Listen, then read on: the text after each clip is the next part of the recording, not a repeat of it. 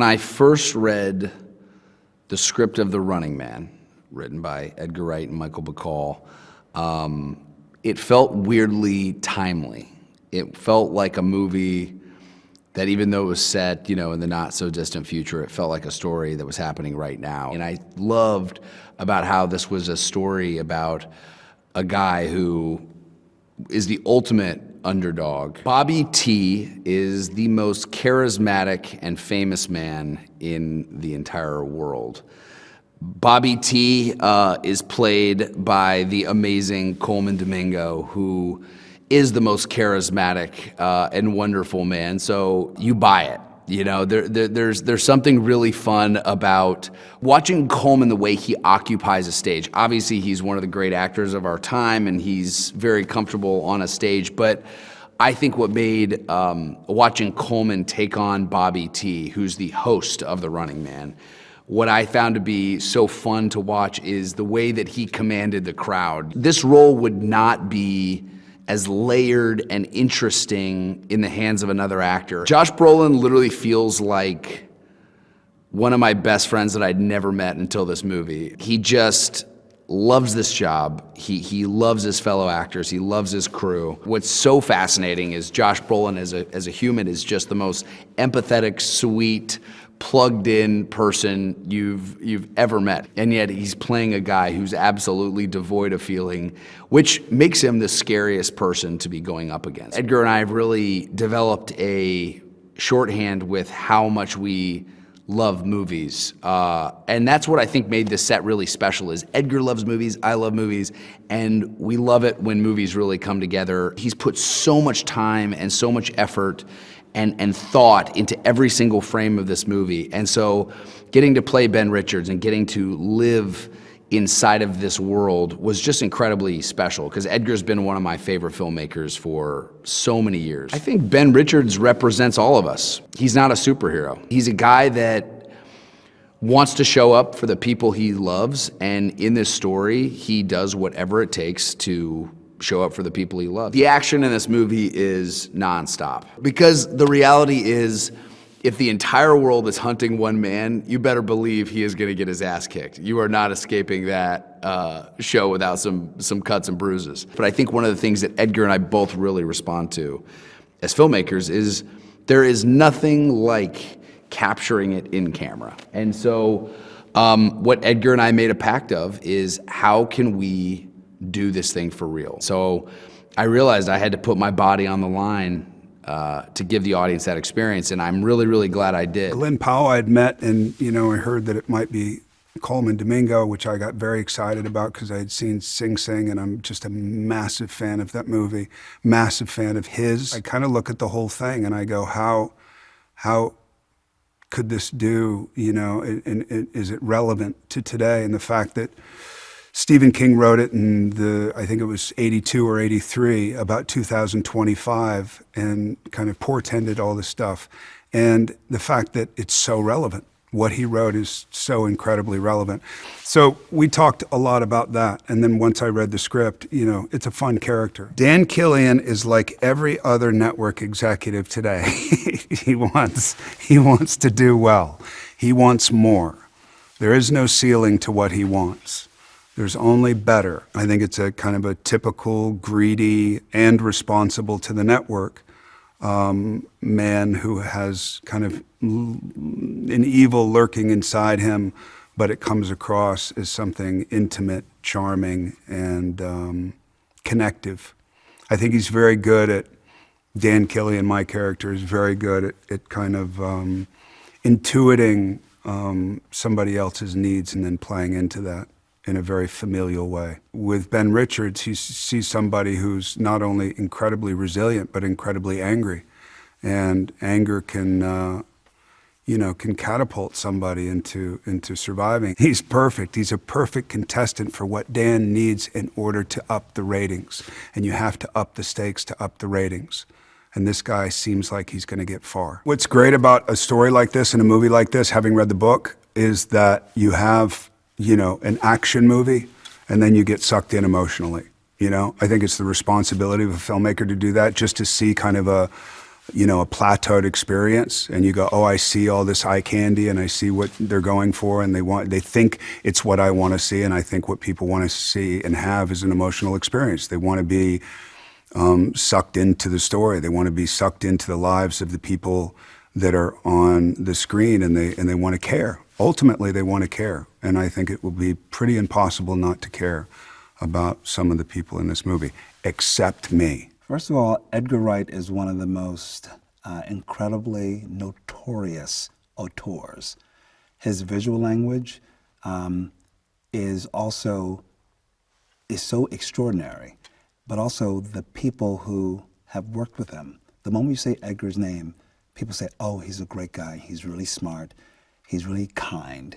He works with a lot of the same people that he's been working on for many years on his other films. He's just a magnificent director, and also he is all the things that people said he would be. He's kind, he's very collaborative, he's very smart. Bobby T is a showman. He is a showman's showman. He is in the center of this very, very famous show. And so I think that he understands the culture. He understands what people want, what excites people, and the shame is what excites people is violence. I think audiences will be conflicted with who they are rooting for, because I think that's the nature of this Stephen King experience. I think you should be rooting for the everyman, but then I think you also probably get sucked in to the charms of Bobby T at times. I think you get sucked into the system or the game or the fight or the chase, and then you realize that you're probably complicit by being an audience member as well. I walk onto this set and it's like, oh my, I couldn't stop laughing. I thought, this is supersized. This is huge. This is an arena. This is Gladiator. It has so much size. And then I was told that there would be over 300 background artists. I was able to really take in the fact that I had to have that much size to command this audience. And so that meant it was, I don't know if it was I don't know if it was a very conscious thing that they did for me, but it really helped me understand who I was in this world. Josh Brolin and I, we became blood brothers immediately. Like, I love that guy. I don't know, it's just something about, like, he's very grounded, he's very honest, he's very funny, and he's very warm. I can also say that about Lee Pace. And I'll say this, I think Edgar, he knows how to bring people together. There's something that he has an instinct about that people will really adore one another. And I can tell you, I immediately feel like, oh wow, I want to know these guys for a very long time. I found a lot of new, really warm, loving, kind relationships. And I think that's thanks to Edgar and his leadership and the people that he brings around him. I've been a huge fan of Edgar Wright for years. So when he called and asked if I wanted to play McCone, I was super excited. So my first exposure to the movie was the script and not the book. And the thing about Edgar Wright is that he gets the tone so spot on. And he's taken what is, a very dark book, very kind of violent, grim subject matter, and I think made a really fun movie about it, if that isn't too much of a contradiction. Everyone behind the camera are people that he's worked with in the past, and me as one of the newcomers, it's been a really great experience to get pulled into that group of friends.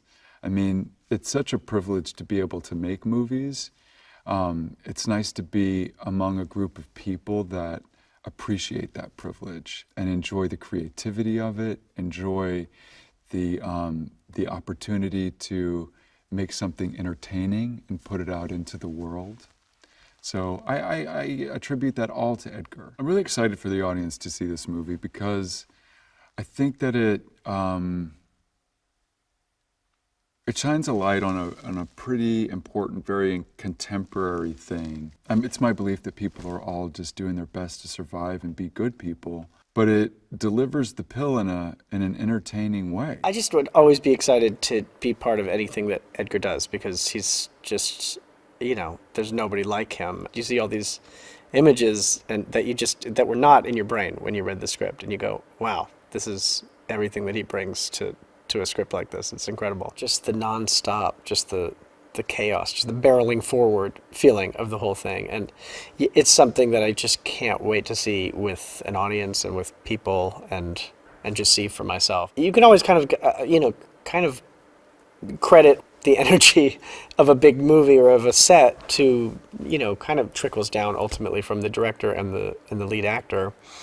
And there's just such a good energy coming from both Edgar and Glen on this. Working with, Edgar or any great director that just feel lucky to be a part of their work. I think one of the best things about that as an actor is you just feel really safe. You have total confidence that you're part of something that is going to turn out to be worth watching. I think it's just going to be such a fun ride for audiences. There are certain movies that I'm so glad I saw in the theater where you feel like you're kind of on a ride with this group of people because you're all really in sync and just like totally in the palm of the hand of the movie. And I think this movie will be like that. I can't wait to see it with a big audience. It'll be fun. When I got this script, I liked that it gives a look into kind of a modern dystopia that isn't so far-fetched and so far outside of the realm of our reality, not like super high-tech or anything like that. So I feel like it's easy to kind of place yourself there. But there's a bit of charm and humor to it. Glen's incredible. This is such a grueling schedule, and he's here every day, all day, and still has just this incredible attitude. So I love being around that energy, and I love working with him. He's got great ideas, and he's really focused and excited about the project. I think it's really hard to find that balance of being this just angry, aggressive person, but also being very lovable and relatable and a hero. And I think that Glen is one of the very few people that can do that. I think Glen is, he's got this charm and this sense of humor to him, and this lightness to him as well, where he can kind of tap into that vulnerability that this Ben character needs. There's so much happening, so many different parts of the world that we have to explore, and a lot of action that kind of bounces into humor and plays, it's a balancing act of like humor and being very serious. And I just think that Edgar's voice is, it's the perfect one to tell it. The Running Man has a collection of incredible actors, incredible characters, incredible action, such a fun world-building experience. And I think that it's going to be one of these unique blockbusters that is, it's not something you see every day. It's got personality, it's got heart, it's got feel, it has humor. It has everything you need of it in a cohesive story. I must have read the book when I was 14, but it really stayed with me. And I'd always thought aloud for many years that it would be interesting to do a new adaptation of the book rather than a remake of the 80s film. I was really excited about the idea of Glen doing the movie because I'd got to know him a little bit in the last couple of years, and I'd enjoyed him in a number of films. And I thought what was really great about him is he had this sort of relatable everyman quality, but it was also interesting to take that, charming persona and put them in a really difficult situation. The subjective nature of the point of view in this was really important because I felt that that's what the novel is. The novel is entirely from Ben's point of view, and it felt like an incredibly intense experience because of it. We wanted to limit ourselves to our point of view in the movie, and hopefully I think it makes it a much more intense ride that you feel like you're on the show with him. Glen was more than up for doing as much of the action as possible. I think having worked with people like Tom Cruise, he could definitely see how that verisimilitude of being the actor actually doing the action can really make a film feel so much more tangible and intense. So Glen got into incredible shape and took it really seriously and worked very closely with the amazing stunt crew and his trainers and stuff to be able to do as much as he could in the movie. I've been a fan of his work, and his name came up, and I just thought, he would be the perfect person right now to really just grab this part between his teeth and just kind of go for it. And that's exactly what happened. We basically shot with Colman for 7 days, and he just came in and just like tore the roof off the place. And just to see the kind of the energy that he generates on stage. So I'm so glad that he played the part, because I think he just lights the kind of film on fire whenever he's on screen. Just seeing Michael play that part was just so fun. It was great working with him again. I was really just happy. It's always nice when you see two different actors together who've never worked together before.